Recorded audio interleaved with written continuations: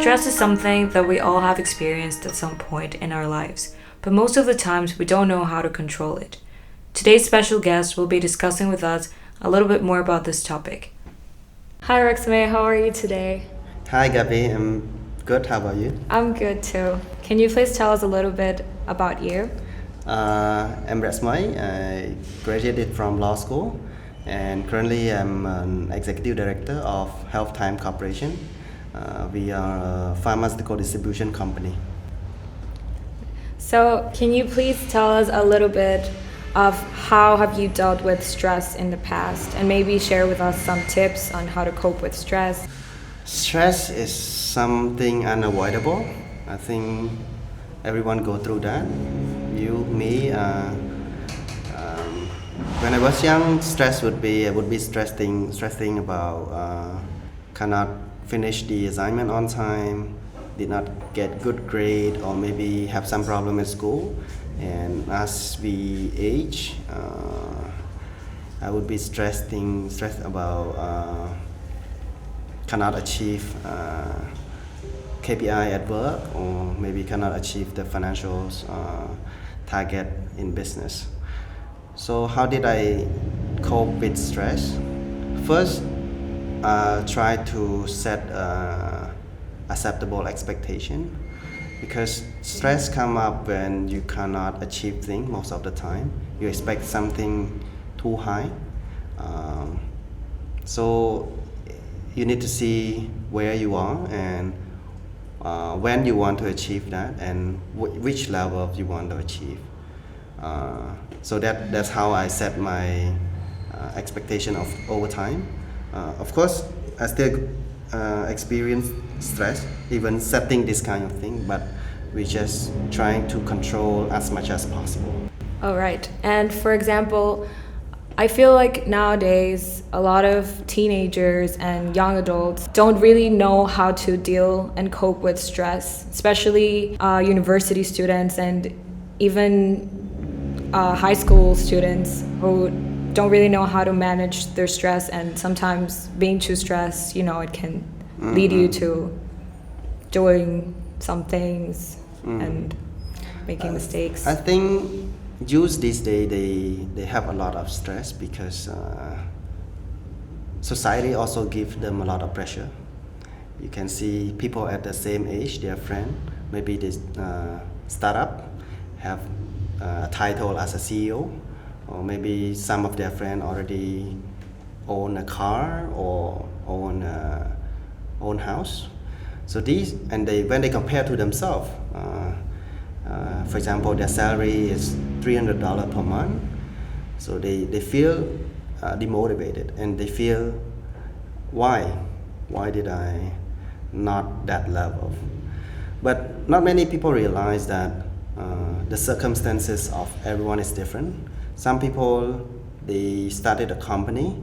We might look and think that it's all by themselves, but their family background is very strong, and it happened to many people. So I think just stick to ourselves. Of course, we need to see the society to see how far people have gone through, but first we need to set the milestone for ourselves. For example, now we are making $300 per month, or maybe now we are study and we get the grade C. So set the next level, set the next milestone for ourselves. You want to go for grade B, and then what do you need to do in order to get grade B? What do you need to do in order to get $500 per month? Instead of just trying to disappoint yourself, hurt yourself by comparing to others, set that. And maybe at some point of time, some point of life, you want to set much higher than where you are now, then just strive for that. And from a personal experience, can you tell us how do you deal with stress when you have too much on your plate? Like when you have too many things to do and you feel like you're not going to be able to finish everything. Yeah, so too many things I experienced. I actually have stress on that many times. So one thing I look back, and one thing I realized possibly is we are taking too much projects, for example. We think it can be a good business opportunity. We think that this client possibly a good client to add to our portfolio. So we try to accept that. But we need to understand which capacity that we can accept. Not all the time that opportunity should be accepted.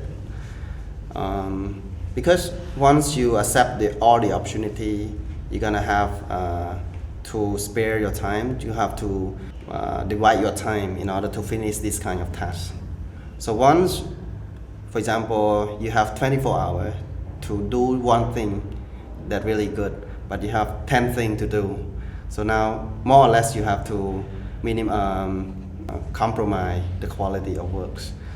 So, to me, I of course try to challenge myself by trying to do many things, but at the end of the day, we need to prioritize what we need to do.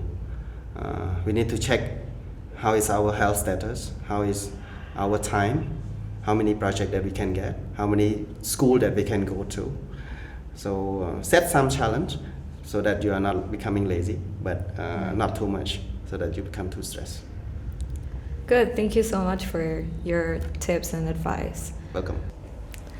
So Raksmey, you were saying in order to cope with stress, we need to prioritize our tasks and what we have to do. But I feel like sometimes teens are a little bit lost. And how would we know what to prioritize first? Okay. Many times that's happened, and it's normal. You don't have to be frustrated about that. Priority, we should consider what we value. For example, at the stage of 22 to 24, you might be at the year 4 or year 5, depending on the major you are doing. You're about to graduate from university. At the same time, you might also be taking the internship, and you might also want to start up, and you might also want to find a job. So there's no right or wrong with the priority. Different people may prioritize things differently. So what you need to answer yourself is that what value do you want to give? Do you want to define the achievement between 22 to 24 as your academic achievement? Then if you get good grade at school, that's your achievement, be proud of that. Or you think that you less prioritize the academic background and move on to startup community, then if you go for different competition, get your team started to work on the project, that's part of the success, part of the achievement that you should be proud of. And same thing happened to internship or career. From my experience, when I was in high school, there were two goals that I can wish for. One was to be specialized in one subject and then be top in that. And the other one is to get a good grade at high school diploma. So both things are important, and no matter what we achieve, we should be proud of that. That time I decided to prioritize to be specialized in one subject, so I choose mathematics. And I devote all the time for this objective.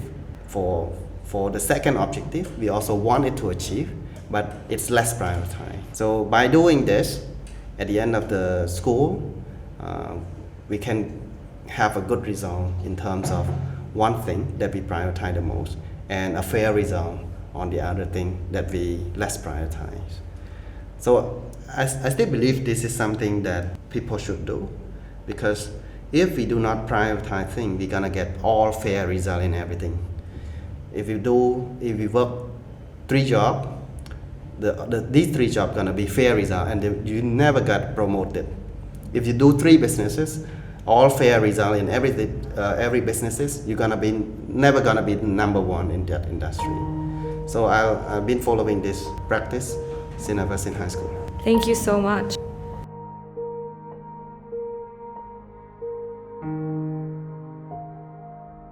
Rexmay, I was wondering if you had any advice on how to deal with family problems at home and how these family problems can affect the way we perform our daily tasks. Because, sometimes our emotions can be so strong that if we are stressed and if we are feeling down about stuff that's going on at home, maybe we won't perform as well as we would like to in school or at work, and our mental health. I think family issue is happen almost in every family from what I observe. The main reason is the generation gaps because I think the technology have been moving too fast for the past 30-40 years, especially parents who my parent at my age, those who experience in Pol Pot regime, they suffer from a lot of things. So there are huge generation gaps between this generation toward their generations. So it's really difficult to make them understand everything that we want to do. There are problems related to culture, there are problems related to hours that you should be home, the work they expect you to be working on. So we have to accept that this is the fact that it's happening. So instead of complaining about relation with elder generations, I think we need to adapt more, compromise ourselves a little bit, leave some time for elder generation to understand us. We cannot expect parents to understand us like friends, where we experience almost everything the same. So first is to accept that it's true, and second is to compromise more on how you want them to respond to your act, and third, maybe you also want to understand them more. Of course, this kind of problem will affect everything in your life if you don't accept it. If you still complain that your parents or the uncle or have different thought, want you to do this job and that job, if you keep complaining that, you're gonna have bad feeling forever. So instead of that, you just adapt and then trying to understand them before trying to you need to understand their reason and then trying to explain time to time, and don't expect too much result from that. Accept that as a true, and then focus on what you have. Either you are in academic stage or in career stage, focus on that, keep improving yourself, and prove them that what you decide is right. Yeah. And along the way you have to live in these situations. I don't think this generation gaps will go away within the next 10 years. Maybe later on your children also complain you about you don't understand about their situation. So it happened over years. But what happens when, for example, you were saying that it's hard, of course, for parents and the older generation to understand the current problems going on, especially with teenagers and young adults that are in their 20s, 30s. Right. But what happens when this starts affecting your mental health and your parents think it's not that important and they just think you'll be able to get over it fast? Like, what happens when it starts messing with your, the way you perform every day, and just because the thought is stuck in your head, oh, my parents don't understand it, and even if you try to accept it, you still, there's this feeling inside that you feel like my parents will never understand it. How would you switch, change the chip in your head to make yourself accept that your parents will slowly start to understand what you're going through and everything? I think I always believe that trying to change what you can control. So if the belief of your parent or elder generation is something outside your control, of course you can try to adapt and explain them, but you cannot change what you can't control. So how they act or they say to you will make some impacts, but how you accept it, how you respond to it is how you're gonna feel. So let's say in school you got bullied by someone else. So you cannot control the bulliers about, oh, you have this problem, you have that problem. So this is something you cannot change. You might blame them, talk to them, argue with them, fight with them, but if they choose not to change, you still cannot change them. So instead, we can change how we accept this feeling. Of course, we don't want to be bullied. Of course, we don't want to get blamed by our parents. But how you respond to that, maybe you focus on activity that you can do to make yourself grow. Not always happy, but to make yourself grow. From time to time, your mentor becomes stronger. For example, the bully case in school, if you keep arguing, if you keep complaining that why this guy bully you, you're gonna have a lot of stress. But if you change how you respond to that, from arguing, from just trying to have another circle of friends who love you, who like to work with you, that help you grow more. So similar thing, of course, we cannot ignore our parents or other generations, but we only do the activity that we can have fun together, having dinner or maybe go for some theme park at the weekend. Other than that, we focus on what we can control with it, our time, our activity, and our thoughts. So would you say this is somehow like prioritizing the good things over the bad things? Yeah, we can say like that. Because the core thing you have to understand is you cannot change what you cannot control. So if you prioritize the good thing, of course not everything can be seen as good.